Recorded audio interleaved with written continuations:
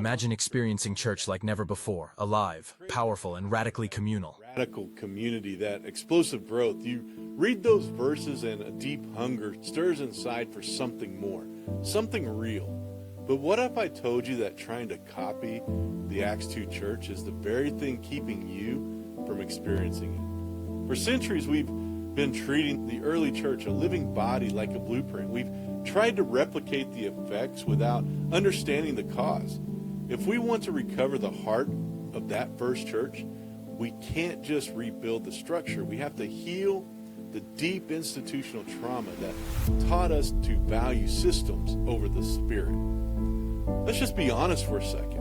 When you read Acts chapter 2, it feels like a different world, almost fantasy. Verse 42 says they devoted themselves to the apostles' teaching and the fellowship, to the breaking of bread and the prayers. This wasn't a 1 hour event on a Sunday. This was the rhythm of their actual lives. They were just together, constantly learning, eating, and praying. And the result? It was breathtaking. Verse 43 tells us that awe came upon every soul, and many wonders and signs were being done through the apostles. This wasn't a church of boring routines. It was a hub of supernatural power. People were captivated, not by a slick speaker or a pro worship band, but by the tangible presence of God moving among his people. They weren't just attending a service. They were part of a movement.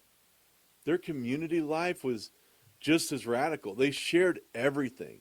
And all who believed were together and had all things in common, selling their possessions and belongings and distributing the proceeds to all any had need. Think about that. This wasn't some top-down command. It was a spontaneous, joyful reaction to the grace they'd received. Their love for each other wasn't theoretical. It was shockingly practical. They were a family bound not by blood, but by the Spirit. Ministry wasn't a program you signed up for. It was a natural overflow of their shared life.